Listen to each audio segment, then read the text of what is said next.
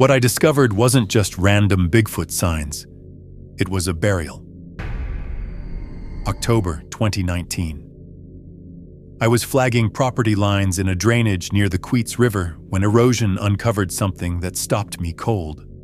A skeletal hand twice human size, and surrounding it, 11 river stones, some weighing 60 pounds, arranged in a deliberate arc, not scattered, placed, like someone had taken time to honor their dead. I documented everything, told no one, but when I started going back, something started watching me. My equipment was examined, my cameras disabled. One morning I woke in my truck surrounded by tracks in fresh snow, a dozen different sizes. They'd circled me while I slept. I showed one person, a retired biologist who'd spent 40 years in those woods. His hands started shaking. 2 days later, he called and said 5 words. "Burn those photos. Don't ask." He never explained why. I'm 52 years old, and I've spent most of my adult life in places where cell phones don't work and helicopters can't land. 24 years walking survey lines through the most remote timber in western Washington. I've seen things out there. Not strange things, just things most people never get close to. A black bear sow teaching her cubs to flip rocks for grubs. A cougar dragging a full-grown buck up a slope so steep I couldn't climb it without grabbing roots. Once, back in 2003, I watched a gray wolf cross a clearing in the Hoh drainage. A good 15 years before Fish and Wildlife officially confirmed wolves had returned to the peninsula. I mention that because I want you to understand something about me. I notice things. It's what they paid me to do. And I don't spook easy. My name is Darren Kowalczyk. I grew up in Aberdeen, graduated high school in 1990, and started surveying work that same summer because college wasn't in the cards and the timber industry was hiring. I spent the next 2.5 decades walking grid lines through old-growth hemlock and Sitka spruce, flagging property boundaries for timber companies looking to sell cutting rights. It's not glamorous work. Most of it is bushwhacking through Blowdown and Devil's Club, getting soaked to the bone, eating cold sandwiches in the rain. But it pays decent. And if you don't mind being alone, there's worse ways to make a living. I never had any interest in Bigfoot. I want to be clear about that. I knew guys who did, hunters mostly, who'd come back from elk camp with stories about wood knocks and strange smells and something big moving through the brush just out of sight. I'd listen politely, same way you'd listen to someone tell you about a UFO sighting or a ghost in their grandmother's house. I didn't argue with them. I just didn't think about it much. The woods are full of sounds that don't make sense if you're not used to them. Trees fall, elk bugle. Ravens make noises that'll stand your hair up if you're not expecting it. I figured every Bigfoot story had a rational explanation. The person just didn't know what they were looking at. I'm telling you this now because I need you to understand that what I'm about to describe didn't come from a man who wanted to believe. It came from a man who spent 24 years in terrain most people will never see, who thought he understood the Pacific Northwest better than anyone, and who found something that broke every assumption he'd ever made. I retired early. Spring of 2023. Told my wife Lynn it was my knees. Told my employer the same thing. And that's partly true. My knees are shot. 30 years of hiking through rough country will do that. But that's not why I left. I left because of what I found in the Queets drainage in October of 2019. And I left because of what found me afterward. I've never told anyone the full story. Not Lynn, not my buddies, not the handful of people I trust enough to talk to about things that matter. I've been sitting on this for almost 5 years now, and I've finally decided I need to get it out, even if nobody believes me. I'm not asking you to believe me, I'm just asking you to listen. Because if what I found is real, and I know it is, I have the photographs, I have the footage, I have evidence sitting in a box in my garage right now, then everything we think we know about these forests is wrong. And I don't mean wrong like we missed a species of woodpecker. I mean wrong in a way that changes what it means to be alone out there. I still think about it every day, and I still don't know what to do with what I know. The job that took me out there was routine. Boundary assessment for a private timber company looking to sell logging rights on a parcel between the Queets River corridor and an unnamed tributary about 12 miles inland. Mid-October, which is late in the season but not unheard of, the company wanted the survey done before winter set in and the access roads turned to mud. I drove up on a Sunday, parked my truck at a Forest Service pullout about 6 miles from the nearest paved road, and hiked in with enough gear for 5 days. The terrain was typical for that part of the peninsula. Old-growth hemlock and Sitka spruce, some of them 300 years old, rising out of an understory so thick with ferns and moss that the ground felt spongy under your boots. The drainage itself was a nightmare, choked with blowdown from a windstorm a few years back, logs stacked on logs, root balls taller than a man. Most people don't understand what survey work actually involves. It's not hiking. Hikers follow trails, surveyors follow property lines, and property lines don't care about terrain. If the boundary runs through a cliff face, you find a way up. If it crosses a swamp, you wade. If it cuts through a ravine packed with rotting timber and devil's club, you push through and try not to break an ankle. I was 3 days into the job. The weather had been decent. Overcast but dry. Temperatures in the mid-40s. I'd flagged about 2 miles of boundary line and was working my way along a slope above the tributary when I noticed an erosion gully cutting down toward the creek. Recent rain had carved it deeper than it probably was a year ago, exposed the raw earth underneath all that moss and duff. Something in that gully caught my eye. At first I thought it was a root formation. The way the soil had washed away, it looked like something organic was poking through, pale against the dark earth, curved in a way that didn't quite match the surrounding vegetation. I figured it was a nurse log, maybe, one of those fallen trees that new growth uses as a platform. Then I thought maybe it was remains from a poached elk. Hunters aren't supposed to be out here, but that doesn't stop everyone. I've found gut piles in places they shouldn't be, carcasses left to rot after someone took the antlers. I walked closer because that's what you do. You investigate. You figure out what you're looking at so it stops nagging at you. I was about 10 feet away when I realized it wasn't a root. It wasn't an elk. It was a hand. Skeletal, the flesh long gone, but unmistakably a hand. 5 fingers, a palm. The bones were huge. The palm alone was wider than both of mine put together, the fingers as long as my forearm. The proportions were wrong for a bear, wrong for anything I'd ever seen. The metacarpals were thick as broom handles, yellowed with age but intact. I stopped walking. I remember that very clearly. I just stopped, 1 foot still raised, and stared at that hand sticking out of the earth like it was reaching for something it would never grab. My first thought, and this is the honest truth, was that someone had planted it there. Some kind of hoax, a rubber prop from a Halloween store buried in the woods where nobody would ever find it. But I've handled bones before. Deer, elk, bear. I know what real bone looks like, how it weathers, the way it catches light differently than plastic or rubber. That hand was real, and it was bigger than anything that's supposed to exist in these woods. I crouched down about 5 feet from that hand, close enough to see detail, but far enough that I wasn't disturbing anything. Old habits from years of working around archaeological sites on timberland. You learn not to touch things that might matter to someone else.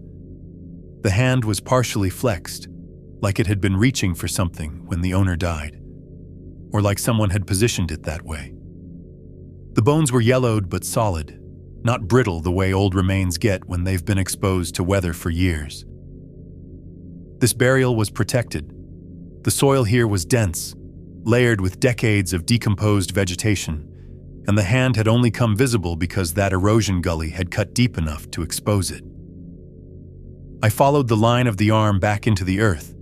You could see the shape of it, under the soil. The forearm, the elbow, the suggestion of something larger buried deeper. And about 3 feet from the hand, partially visible through the dirt, was the curve of a skull. Not human. The brow ridge was too pronounced, the cranium too elongated front to back, but close enough to human that my brain kept trying to make it fit. I've seen bear skulls. I've seen elk, deer, cougar. I've handled bones from animals that died in these woods long before I was born. None of them looked like this. But here's the thing that really got to me. Here's what made me stand there for probably 20 minutes without moving, just staring. The stones, arranged around the burial in a rough arc that followed the contour of the body beneath the soil, were river rocks. Smooth, gray, water-worn stones that you'd find in any creek bed on the peninsula. Except these weren't in a creek bed. They were a quarter mile from the nearest water, up a slope that would have been brutal to climb carrying anything heavy. I counted 11 of them. The smallest was maybe 30 pounds. The largest, I'm guessing here, but I've hauled a lot of rock in my time, had to be 60 pounds at least, maybe more. They weren't scattered. They weren't random. They were placed, spaced evenly, forming a boundary around the remains like someone had taken time and care to mark this spot, to honor it. Animals don't do that. I stood there trying to come up with an explanation that didn't require me to accept what I was looking at. Maybe it was a hoax. Someone hauled a costume out here, buried it with rocks as a joke. But who? There was no trail within miles, no sign of human activity anywhere in this drainage. And why would anyone go to that much trouble for something no one would ever find? Maybe it was a deformed bear, some kind of genetic anomaly that made the bones look almost human. But bears don't have hands like that. They don't have 5 fingers with proportions that mirror ours, just scaled up. Maybe I was losing my mind. 24 years alone in the woods, finally cracking under the weight of too much solitude. But I didn't feel crazy. I felt clear. Clearer than I'd felt in years, actually. Like something had snapped into focus that I'd been refusing to see. I took out my phone and started photographing. Dozens of shots. Every angle I could manage without stepping closer. The hand, the skull, the stones, the surrounding terrain for context. I photographed my GPS unit showing the coordinates. I photographed my watch showing the date and time. October 15th, 2019, 2:47 in the afternoon. I didn't touch anything, didn't dig, didn't try to expose more of the remains. Part of me wanted to see the whole skeleton, confirm what I was already certain of. But a bigger part of me understood that I was standing at someone's grave. And whatever that someone was, they deserved the same respect I'd give any burial site. I stayed there until the light started to fade. Then I smoothed the soil I'd disturbed with my boots, scattered some debris over my tracks, and hiked back to my camp. I didn't sleep that night.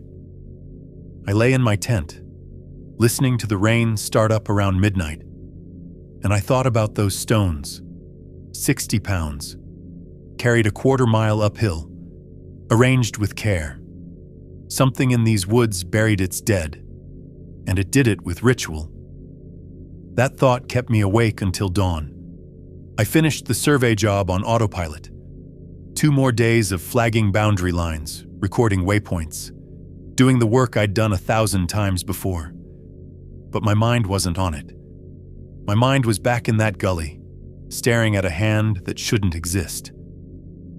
When I got home, I transferred the photos to a thumb drive and hid it in my garage, behind a stack of old paint cans that Lynn never touches. I told myself I was being careful, preserving evidence. But really, I was just scared of what would happen if I told anyone. I want to explain something about the timber industry in Western Washington. It's a small world. Everyone knows everyone. The surveyors, the foresters, the equipment operators, the mill workers.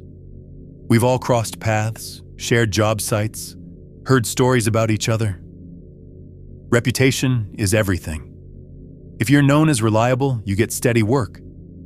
If you're known as difficult or careless or prone to exaggeration, the phone stops ringing. And if you're known as the guy who found Bigfoot bones in the Queets drainage, you're done. Not officially. No one fires you outright. But the jobs dry up. The calls stop coming. People start avoiding you at the coffee shop in Forks, changing the subject when you walk into a room. You become a joke, and in a community this small, a joke is something you never recover from. I was 47 years old. I had 3 years until I could draw my pension. I had a wife, a mortgage, a truck payment. I had a life that depended on people taking me seriously. So I said nothing. I turned in my survey report. Boundary lines documented, waypoints recorded, everything neat and professional. I didn't mention the erosion gully. Didn't mention what was exposed in it. Didn't mention the stones. The timber company paid me and moved on to the next project. They never went back to that parcel. The sale fell through for reasons unrelated to my report. Something about access rights and road easements. As far as I know, no one has been in that drainage since. But I couldn't stop thinking about it. Every night for weeks, I'd lie in bed running through what I'd seen. The proportions of that hand, the curve of that skull, the weight of those stones and the distance they'd been carried. I'd pull up the photos on my phone when Lynn was asleep, zooming in on details, looking for something I'd missed. Some explanation that would let me file this away as a misidentification, a trick of light, a tired mind seeing patterns where none existed. I never found one. I started researching, quietly, carefully, using the computer at the library in Aberdeen instead of my home internet, because I didn't want any record of these searches tied to my name.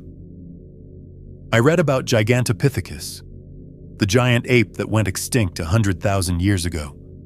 I read about the fossil record in North America, the migration patterns across the Bering Land Bridge. I read accounts from native tribes in the Pacific Northwest, the Quinault, the Makah, the Quileute, stories about wild men in the mountains that predated European contact by centuries. None of it proved anything, but none of it ruled out what I'd seen either. By early November, I'd made a decision. I was going back. I needed to see it again. Needed to confirm that the burial was real, that I hadn't imagined or misremembered. And maybe if I was being honest with myself, I needed to understand what I was dealing with before I could figure out what to do with the knowledge. I put in for personal leave. Told Lynn I was going fishing with a buddy from work, a lie that came easier than it should have. Packed my gear for a day hike.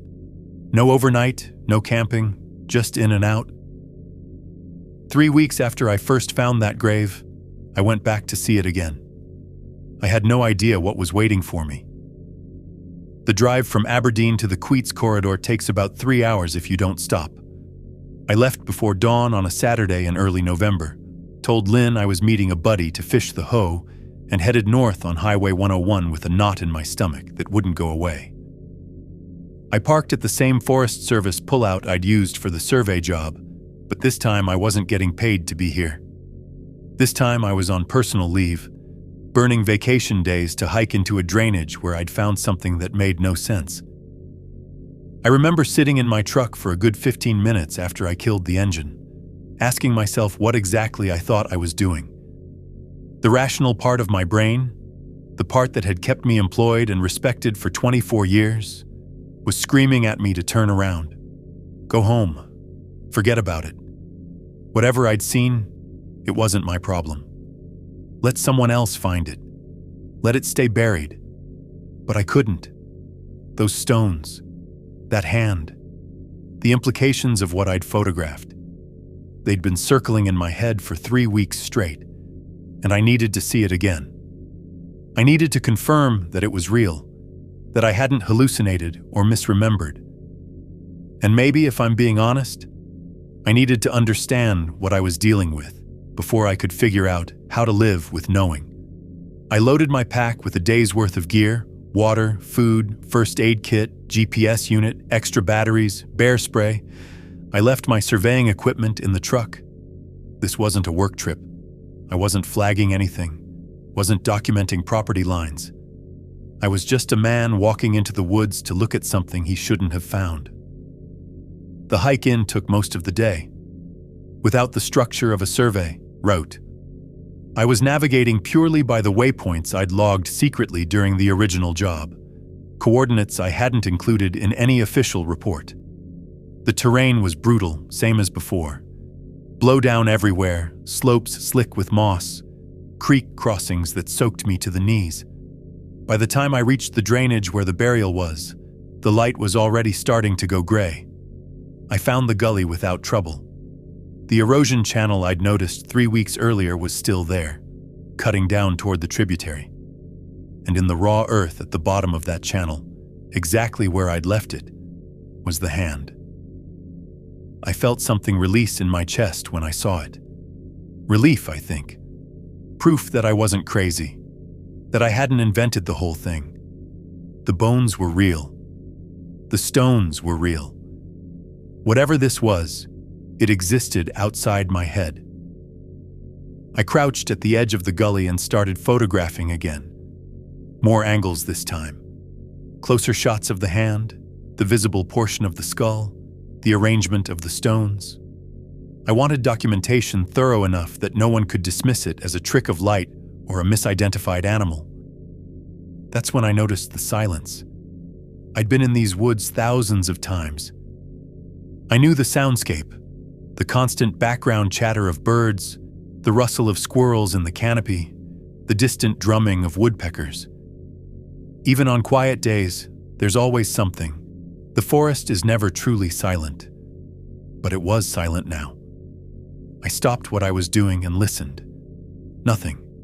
No bird calls, no squirrel chatter, no wind in the branches. Just this heavy, absolute stillness that pressed against my ears like cotton. And then I heard it. A knock. Sharp, loud, deliberate. Wood striking wood, somewhere upslope from where I was crouched. Not a branch falling. I've heard a million branches fall, and they don't sound like that. This was a single, clean impact. Like someone had taken a stick and swung it hard against a tree trunk. I froze. My hand was still holding my phone, the camera app open, but I couldn't move, couldn't breathe. Then another knock answered from my left.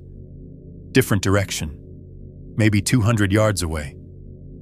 Same sharp, deliberate sound. I've read about wood knocks since then. I know what people say they are, what they might mean.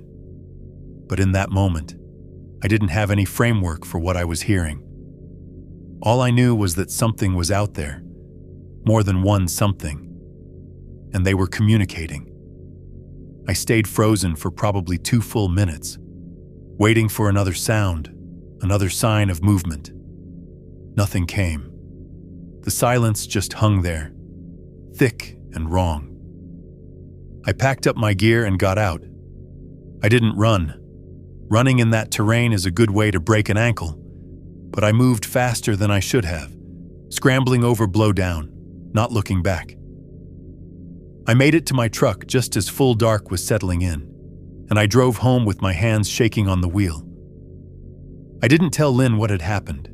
I said the fishing was slow, but I knew I'd be going back. Over the next 3 months, November through January, I returned to the burial site 5 more times, always alone, always off the books. I'd tell Lynn different stories each time. Fishing trips, day hikes, helping a friend scout hunting land. The lies came easier than they should have. That bothered me, but not enough to stop. Each visit taught me something new. Not about the burial itself, that remained unchanged, the hand and stones exactly as I'd found them, but about what was happening around it. Around me. The first thing I noticed was my survey ribbons. On my 3rd visit, I decided to mark a route through the blowdown so I could navigate more efficiently. I tied orange flagging tape to branches every 50 yards or so, standard practice for any surveyor working in dense terrain. Nothing unusual. When I came back 2 weeks later, the ribbons had been moved. Not torn down, not scattered, moved. Rehung on different branches, in a pattern I didn't recognize. Some were higher than I could reach without climbing. Some were tied in configurations I hadn't used. Double loops instead of single. The tails knotted instead of hanging free. I stood there looking at those ribbons for a long time, trying to convince myself I'd misremembered where I'd placed them. But I've been tying flagging tape for 24 years. I know my own work. These weren't mistakes. Someone had taken my markers down and put them back up differently. The second thing was the smell. I'd caught hints of it before, a musky, heavy odor that rolled through the forest in waves.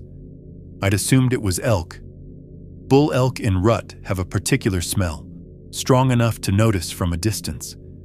But this was different, stronger, and it came at times when there was no wind to carry it. On my fourth visit, the smell hit me about a half-mile from the burial site. It was so sudden and so intense that I actually gagged, like a combination of wet dog, rotting vegetation, and something else I couldn't identify, something almost human, like the smell of someone who'd been working hard in the heat for days without bathing. It lasted maybe 30 seconds, then vanished completely. No wind shift, no gradual fading, just there, and then gone. The third thing was the tracks. I started noticing them in December, after the first real snow of the season. Massive prints, 5-toed, with a stride length that put them at over 4 feet apart. I found them on trails I'd walked clean the day before. Trails where the only prints should have been my own boot marks. I measured one of them with my tape. 17 inches long, 8 inches wide at the ball. The depth of the impression suggested something weighing 400 pounds or more, maybe significantly more. I photographed everything. The moved ribbons, the tracks. I even tried to capture the smell on video once, narrating what I was experiencing, though I knew that was pointless. You can't photograph an odor. What struck me most wasn't the evidence itself. It was the pattern behind it. They never showed themselves, never threatened me directly, never damaged anything or left signs of aggression. They just made their presence known, quietly, consistently, in ways I couldn't dismiss or explain away. It felt less like stalking and more like assessment, like something was watching me, studying my behavior, deciding what to make of this human who kept returning to a place he shouldn't have found. I didn't know what they were deciding. I didn't know what the options were. But I could feel the weight of that attention every time I entered the drainage, a pressure at the edge of my awareness, like being watched through a window you can't quite see. Something was learning about me, and I had no idea what it planned to do with what it learned. Late January 2020. I planned a longer trip this time, 3 days in the field instead of my usual day hikes. I told Lynn I was helping a buddy scout some hunting land near Quinault. Another lie added to the pile. My plan was to cache supplies along my approach route. Standard backcountry practice. You stash water and food at intervals so you're not carrying everything at once, and so you've got reserves if something goes wrong. I'd done it hundreds of times on survey jobs. I hiked in on a Thursday, placed my caches at 3 points along the route. Each one was the same. 2 1-liter water bottles, a couple energy bars, and a small tarp rolled tight and tucked under a log. Nothing fancy. I marked the locations on my GPS and kept moving toward the burial site. The grave was unchanged, the hand still reaching from the earth, the stones still arranged in their careful arc. I spent a few hours photographing, measuring, documenting everything I could think of. The wood knocks came twice while I was there, once from the ridge above me, once from somewhere down toward the creek. I was getting used to them by now. Almost. I camped that night about a mile from the site, in a spot where I could watch my back trail. Didn't sleep much. Every sound in the darkness felt loaded with intention. The next morning, I hiked out to check my first cache before heading back to the burial site. That's when things got strange. The water bottles were exactly where I'd left them. Same position, same orientation, tucked under the same fallen hemlock. But they'd been opened. Both caps were unscrewed and set neatly beside the bottles. The water was gone. Not spilled, not leaked, just gone. The bottles themselves were empty and dry inside. The energy bars hadn't been touched. The tarp had been unfolded, spread out flat on the ground, then refolded. But not the way I fold things. The creases were wrong. It was close. Close enough that someone had clearly tried to put it back the way they found it, but not quite right. I stood there for a long time, holding that tarp, trying to make sense of what I was looking at. A bear would have torn the cache apart. A raccoon would have gone for the food. A human would have taken everything or nothing. This was something else. Something that was curious about the water, curious about the tarp, but had no interest in processed food. Something that understood the concept of putting things back. I checked my other 2 caches. Same thing. Bottles opened and emptied, caps placed beside them, food untouched, tarps examined and refolded with those same almost right creases. The symmetry of it hit me like a punch to the chest. I'd been coming here for months, studying their grave, photographing their dead, and now they were studying me back, examining my things, testing my supplies, learning what I carried and why. I wasn't the researcher anymore. I was the subject. That realization changed something in me. Up until that point, I'd been operating on the assumption that I was in control, that I was choosing to come here, choosing what to document, choosing when to leave. But standing there with that empty water bottle in my hand, I understood that the choice had never been entirely mine. They'd been watching me since my first return visit, maybe since before that, and they'd been letting me watch them, letting me photograph their burial site, letting me accumulate evidence. Why? I didn't know. But I was starting to understand that whatever was happening in this drainage was operating on rules I hadn't been told. I packed up my caches and hiked out that afternoon. I didn't go back to the burial site. I needed time to think about what I'd learned and what it meant that they wanted me to learn it. The water bottles bothered me more than the wood knocks, more than the tracks, more than anything else I'd experienced. Because the wood knocks could be dismissed as territorial behavior. The tracks could be explained as coincidence. But you don't carefully replace someone's belongings unless you understand what belongings are. By February, I decided I needed definitive proof. Not for anyone else. I still wasn't planning to tell anyone what I'd found. But for myself. I needed something I could look at when the doubts crept in. Something concrete that would anchor me to what I knew was real. I bought a trail camera. Nothing fancy. A Bushnell trophy cam I picked up at the sporting goods store in Hokiam. Motion-activated, infrared for night shots, 32GB SD card. I'd used similar setups on survey jobs to document wildlife crossings, so I knew how to position them for best results. The trick with trail cameras is concealment.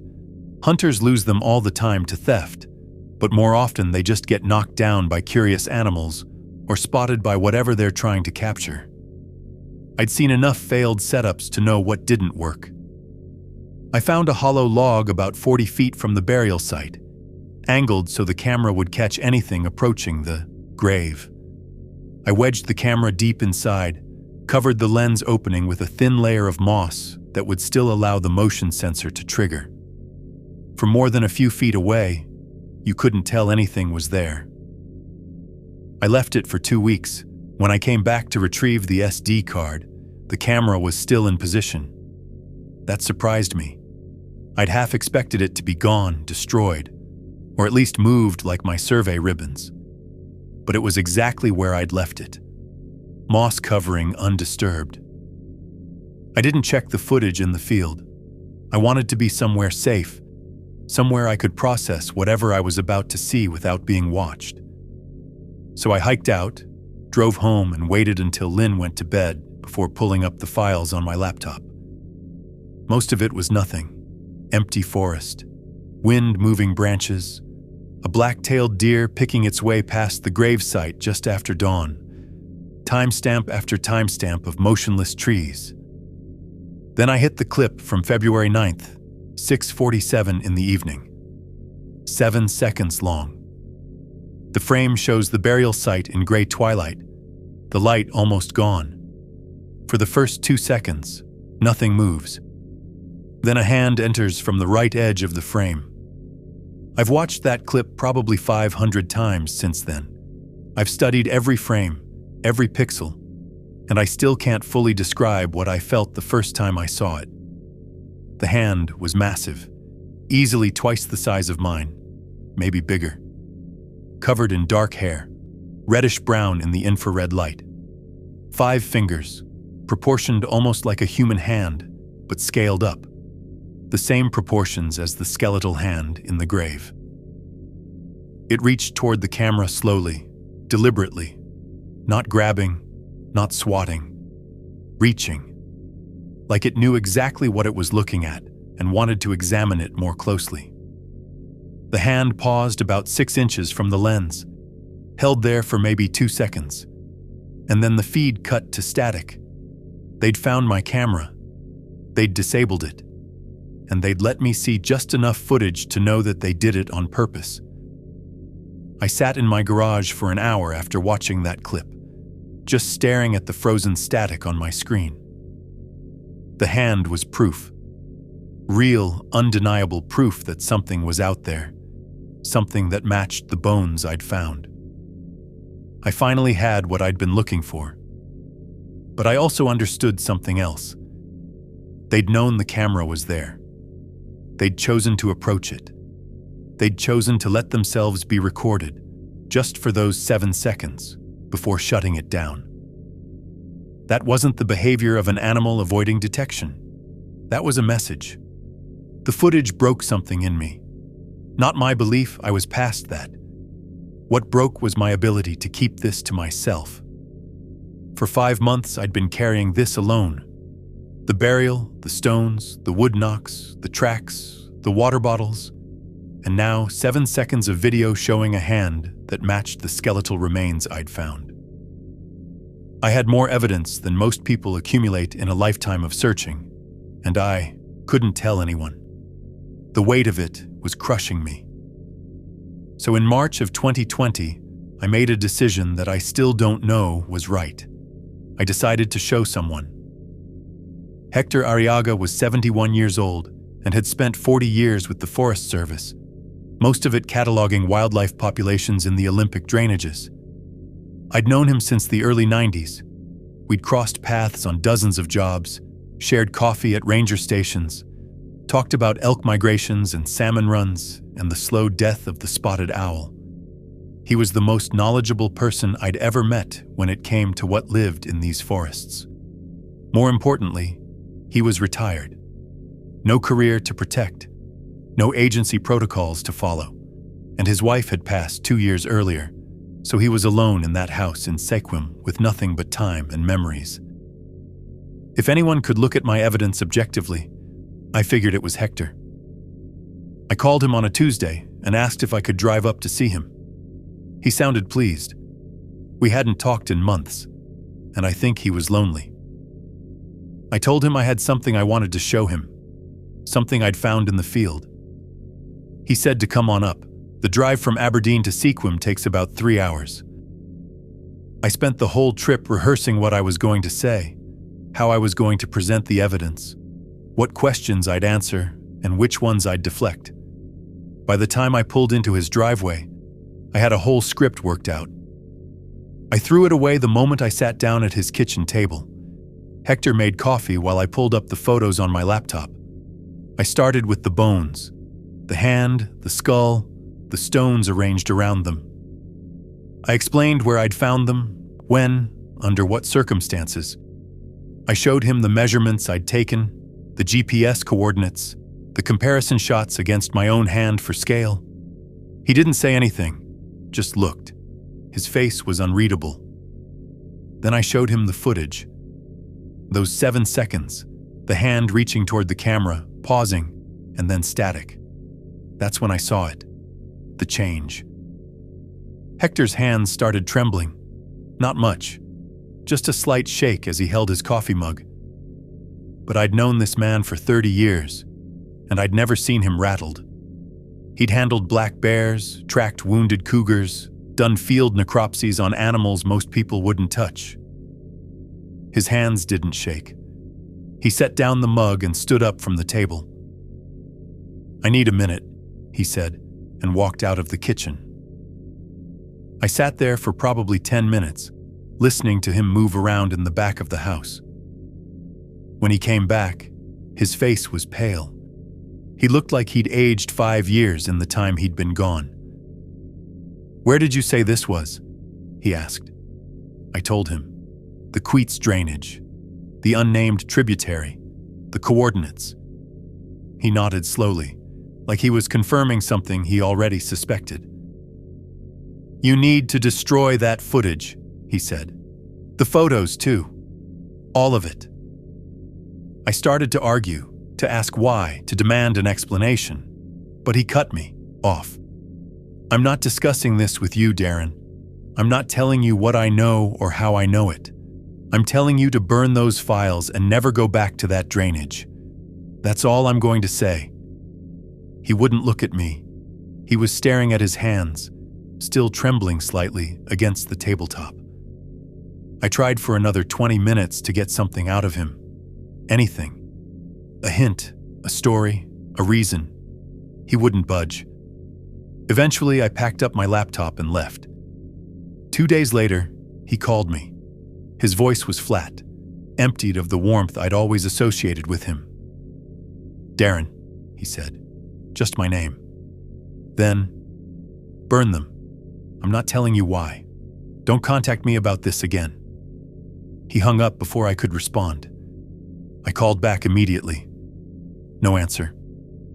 I called again the next day, and the day after that. Nothing. Whatever Hector knew, he'd decided decades ago to keep it buried. And whatever he'd seen in my photos and footage had confirmed something he'd hoped wasn't true. I never spoke to him again. He died in his sleep in September of 2022, and whatever he knew died with him. After Hector's warning, I stayed away from the drainage for 8 months. Partly because his reaction had scared me more than anything I'd experienced in the field. Partly because the world was falling apart. The pandemic hit a few weeks after our conversation, and suddenly everyone had bigger things to worry about than what I'd found in the woods. But the pull never went away. The photos sat on that thumb drive in my garage. The footage played in my head every time I closed my eyes. And the questions, the endless questions about what I'd found and what it meant, wouldn't let me rest. By December of 2020, I'd convinced myself that one more visit wouldn't hurt. Just to check on the site. Just to see if anything had changed. I told Lynn I was going to scout some timber on the peninsula, packed my gear, and drove north. The weather had turned cold. Real cold for western Washington. Temperatures in the low 20s, snow on the ground above 1,000 feet. I planned to camp overnight in my truck at a Forest Service pullout about 6 miles from the burial site, then hike in at first light. I parked just before dark, ate a cold dinner, and crawled into my sleeping bag in the back seat. The truck's heater had kept things warm on the drive up, but I knew by morning the cab would be freezing. I set my alarm for 5:30 and tried to sleep. I woke at 4:15, not to my alarm, to silence. That might sound strange, but anyone who's spent time in the woods knows what I mean. There's always sound, even in winter. Wind in the branches, the creak of cold trees, the occasional call of an owl or the rustle of something moving through the underbrush. The forest is never truly quiet, but it was quiet now. dead quiet. The kind of silence that feels like pressure against your eardrums. I lay there in my sleeping bag, not moving, barely, breathing. Something was wrong. I could feel it the way you feel someone watching you from across a room, that primitive awareness that predates language. After a few minutes, I worked up the courage to wipe the condensation from the window and look outside. The snow around my truck was covered in tracks. I scrambled up, pressed my face against the cold glass, and tried to make sense of what I was seeing. Footprints circled the vehicle in overlapping patterns, massive 5-toed prints that sank deep into the snow. They looped around the truck again and again, some passing within inches of the doors. I counted the different sizes, at least 12 distinct prints, maybe more. A dozen individuals, maybe a whole family group, had surrounded my truck while I slept. They'd been right there, feet away, close enough to touch the vehicle, to look through the windows, to do whatever they wanted, and I hadn't heard a thing. I sat in that truck until the sun came up, didn't move, didn't open the door. Just watched the light spread across the snow and illuminate those tracks circling around and around. A message written in footprints that I couldn't misunderstand. They'd let me come back. They'd let me document their grave, photograph their dead, plant cameras, return again and again. But now they were showing me something else. Numbers, coordination. The simple fact that they could reach me whenever they chose. This wasn't a threat. It was worse than a threat. It was a demonstration. When the sun was fully up and the shadows had retreated from the tree line, I started my truck and drove home. I didn't hike into the burial site. I didn't take photographs of the tracks. I just left. I didn't go back for almost 2 years. The 2 years after that December morning were the strangest of my life. Not because anything happened, but because nothing did. I went back to work, took survey jobs on the eastern slopes of the Cascades, stayed away from the peninsula entirely. When assignments came up for the Queets or Hoh drainages, I turned them down. Made excuses about my knees, about schedule conflicts, about preferring the drier climate on the east side. My employer didn't push. There was plenty of work to go around. Lynn noticed something had changed. She didn't say it directly. That's not how we communicate after 26 years of marriage. But I could feel her watching me sometimes, wondering why I spent so much time in the garage, why I'd stopped talking about work the way I used to, why I woke up at 3 in the morning and couldn't get back to sleep.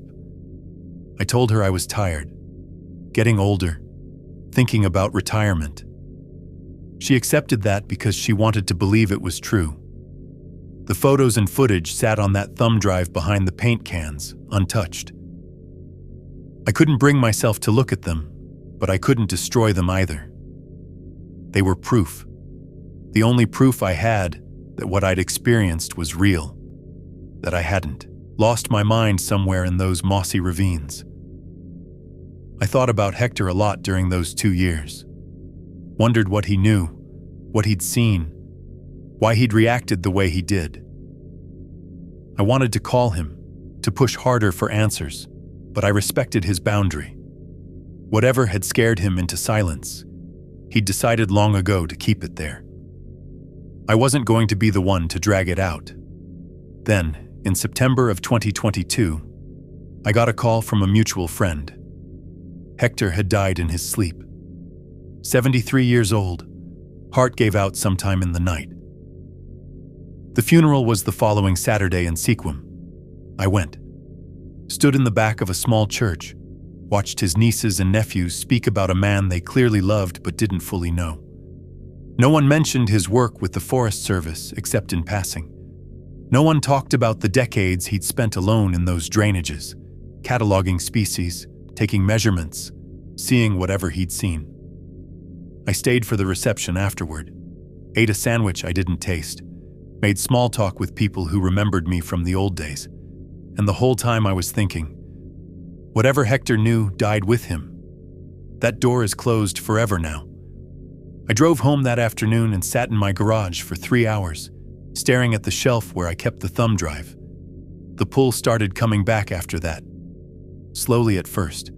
Just a thought here and there, wondering if the burial site was still intact, wondering if they'd moved it, wondering what had happened in the 2 years I'd been away. Then more insistently, like an itch I couldn't scratch. The questions that had driven me back the first time hadn't gone away. They'd just been waiting. I started looking at satellite imagery late at night, after Lynn went to bed. Pulling up Google Earth, zooming in on the Queets drainage, scanning the canopy for patterns. I wasn't sure what I was looking for. Clearings that shouldn't exist, maybe, or structures visible from above. I never found anything definitive.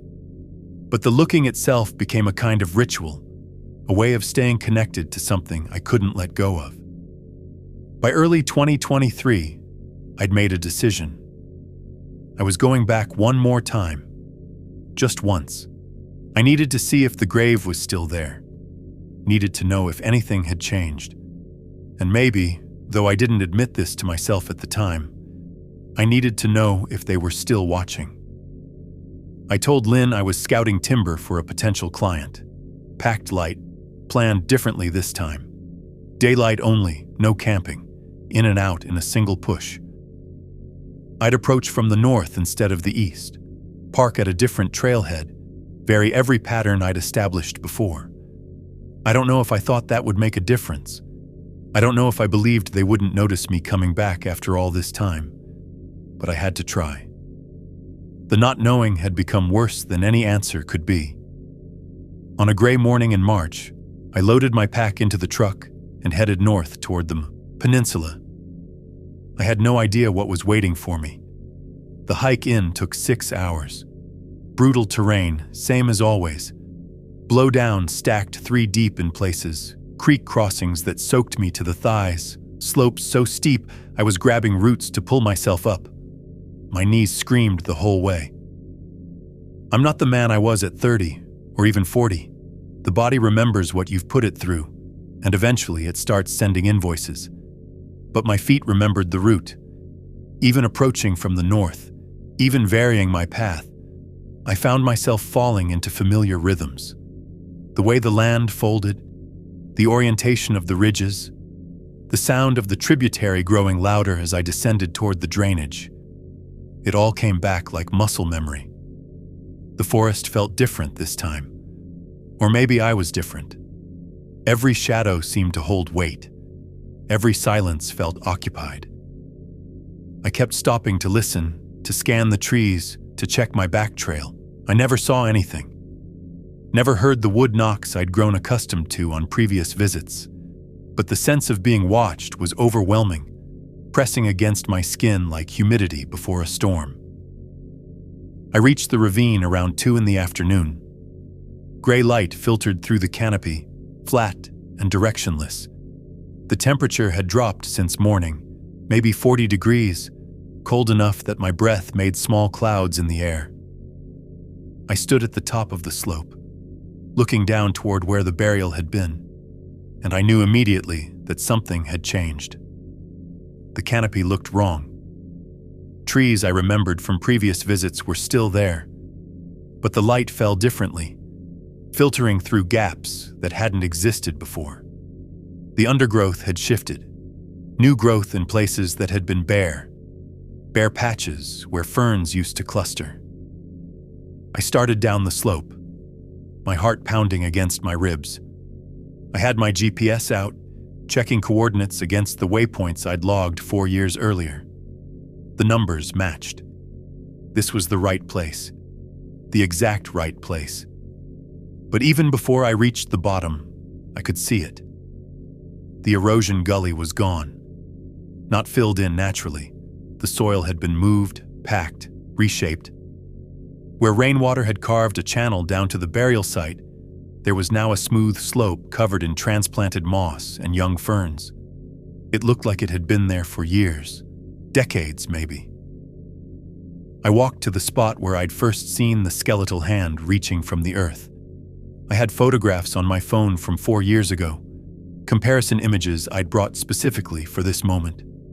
I held them up, matching landmarks, the angle of a fallen hemlock, the shape of a boulder, the direction of the slope. This was the place, exactly the place. But the grave was gone. I dropped to my knees and started digging with my hands, scraping through moss and soil, looking for any trace of what had been here. I dug until my fingers were raw, until dirt packed under my nails, until I'd torn through the carefully placed vegetation and exposed nothing but clean earth beneath. The bones were gone. The ceremonial stones were gone. Even the erosion pattern that had originally exposed the burial had been erased, landscaped over with extraordinary care. 4 years of evidence.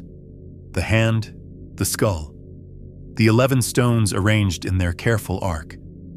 All of it had been excavated and removed, the site restored to a state that made my photographs look like fiction.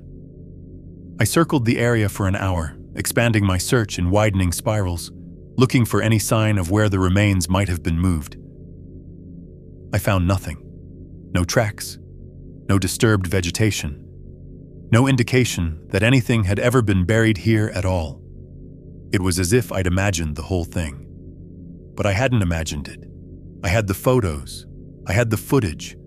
I had measured that skeletal hand with my own tape measure, stood in this exact spot and counted those stones.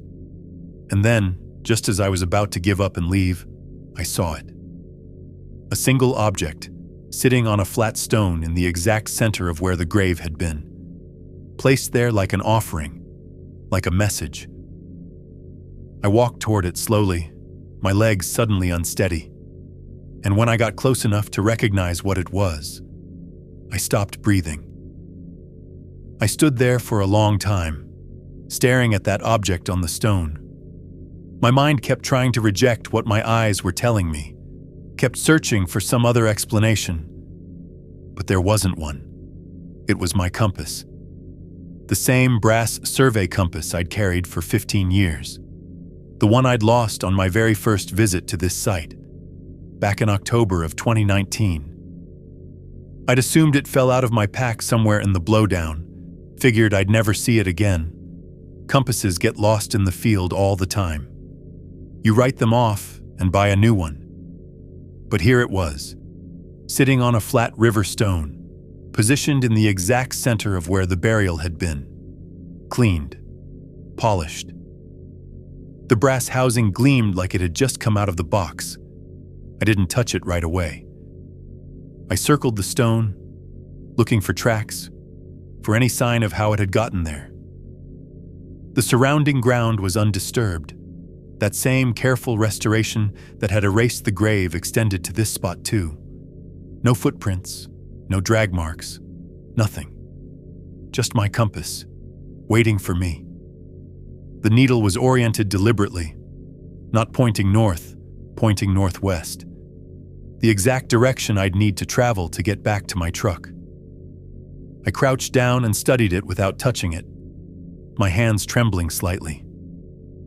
The compass had been in the woods for nearly 4 years, exposed to rain, snow, temperature swings, all the abuse that destroys metal in the Pacific Northwest. It should have been corroded, pitted, the crystal fogged or cracked.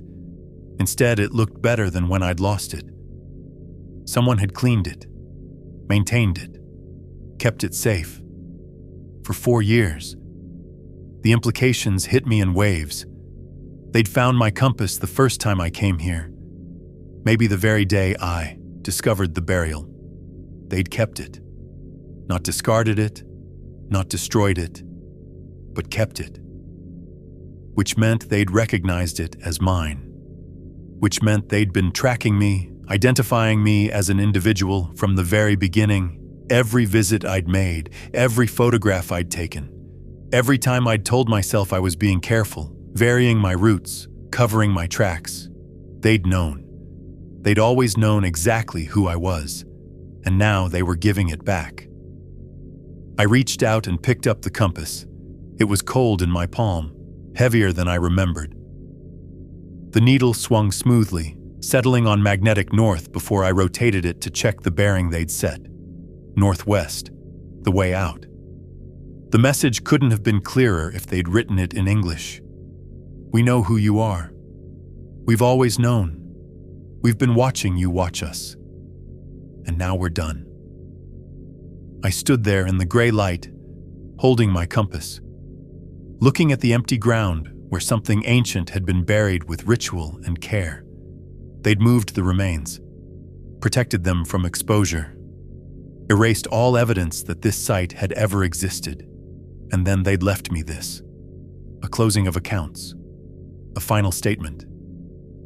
I didn't feel afraid anymore. That surprised me. What I felt was something closer to awe, the kind of vertigo you get when you realize you've been standing at the edge of something vast without knowing it. They could have hurt me 100 times over, could have driven me off with violence, could have made me disappear like so many others who vanished in these woods over the years. Instead, they'd watched, assessed, and ultimately decided to let me go. I put the compass in my pocket and started walking northwest. I didn't look back. The hike out took 4 hours. I moved faster than I should have, pushing through terrain that would have slowed me on any other day. My knees paid for it. My lungs paid for it. But I couldn't make myself stop. The forest was silent the whole way. No wood knocks, no movement in my peripheral vision, no musk rolling through on windless air. Just the sound of my own breathing and the crunch of my boots on the trail. They were letting me leave. I understood that now. Whatever test I'd been undergoing for the past 4 years, whatever they'd been deciding about me, the verdict was in. I'd been dismissed. I reached my truck just before dark, sat in the cab for 20 minutes without starting the engine, just holding the compass in my hands. The brass was warm now from my pocket, the needle still pointing true. I thought about Hector, about his trembling hands, his flat voice on the phone, his refusal to explain. He'd known, maybe not the specifics. Maybe he'd never found a burial site, never captured footage, but he'd known something was out there, and he'd spent decades keeping that knowledge buried. Now I understood why. It's not the kind of thing you can explain to someone who hasn't experienced it. The words sound crazy, though evidence looks fake. And even if someone believed you, what then? What would it change? They've been here longer than we have. They've been watching us for generations, maybe centuries, and they've decided, collectively, deliberately, to stay hidden. To let us believe we're alone in these forests. That's not a secret you can expose. That's an arrangement, an unspoken agreement between two species that share territory but never acknowledge each other. I drove home that night in a kind of daze. Lynn was asleep when I got in. I showered, crawled into bed beside her, and lay awake until dawn. 3 months later, I retired. Told everyone it was my knees. Filed my paperwork, collected my pension, cleaned out my locker at the office. 24 years of walking survey lines, and I walked away from all of it without looking back. The thumb drive is still in my garage, behind the paint cans. The photos, the footage, the evidence I'd spent years accumulating, I've never shown them to anyone since Hector. Never posted them online, never contacted researchers, never tried to prove what I know. The compass sits on my workbench now. I look at it sometimes, late at night when Lynn is asleep and the house is quiet. I think about that hand reaching from the earth, the stones arranged with care, the intelligence that watched me for 4 years and then let me go. And I wonder how many others there are. Surveyors, geologists, hunters, hikers, people who stumbled onto something they shouldn't have found and went quiet afterward. People who understood, like I do now, that some secrets aren't meant to be told. The silence isn't an accident. The silence is the arrangement, and I've made my peace with being part of it. It's been almost a year since I picked up that compass from the empty gravesite. A year of ordinary life. Morning coffee, evening news, weekend errands with Lynn. A year of pretending to be the same man I was before October of 2019. I'm not the same man. I don't think I ever will be again. The questions don't stop. They come at night mostly, when the house is dark and quiet and there's nothing to distract me from what I know. I lie there next to my wife of 27 years, a woman I've never lied to about anything that mattered, and I think about the things I can never tell her. They bury their dead with ritual. That's what keeps me awake. Not the size of them, not the tracks or the footage or the way they surrounded my truck that December morning. The burial, the stones. Animals don't do that. Animals don't carry 60-pound rocks a quarter-mile uphill to arrange around their dead. Animals don't maintain those arrangements, don't protect them, don't move entire grave sites when they're discovered by outsiders. That takes memory. That takes tradition. That takes culture passed down through generations. Knowledge of death, of loss, of what the dead deserve from the living. I've read about Neanderthals burying their dead, about the earliest evidence of human ritual, the flower pollen found in ancient graves. Scientists point to those discoveries as proof of consciousness, of symbolic thinking, of everything that separates us from other animals. And there's something in the Olympic Peninsula that does the same thing. Something that's been doing it for God knows how long, in places we don't go, in terrain we can't reach. A parallel civilization hidden in the margins of our maps. I think about Hector sometimes. Wonder what he saw, what he knew, whether he spent his last years carrying the same weight I carry now. I wish I'd pushed harder that day in his kitchen. I wish he'd trusted me enough to explain. But I understand why he didn't. Some knowledge is too heavy to share. Some truths only make sense when you've earned them yourself. I wonder about the others, too. The surveyors and geologists and hunters who've walked into those drainages over the years and come out different.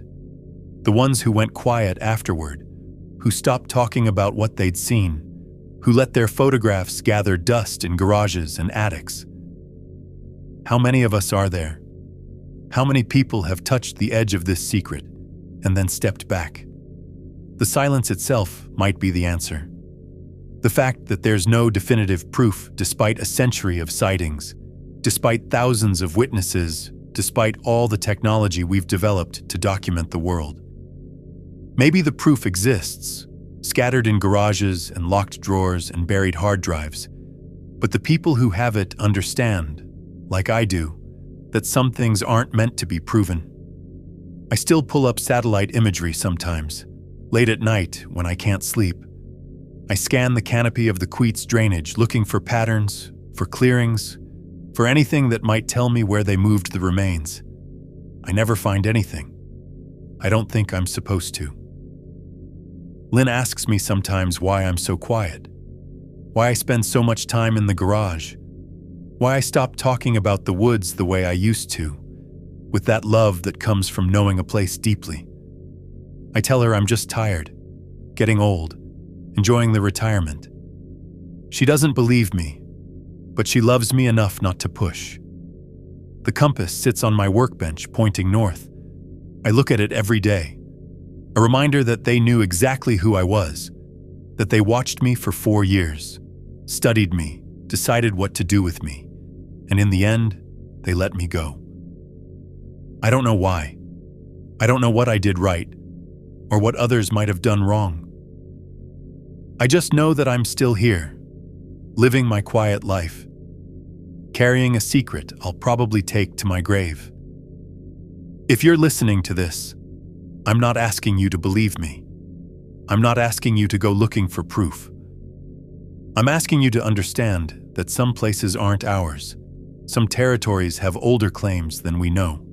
And if you ever find yourself in the deep woods, in the places where the maps go blank and the silence feels like it's watching you, pay attention to that feeling. It might be the only warning you get.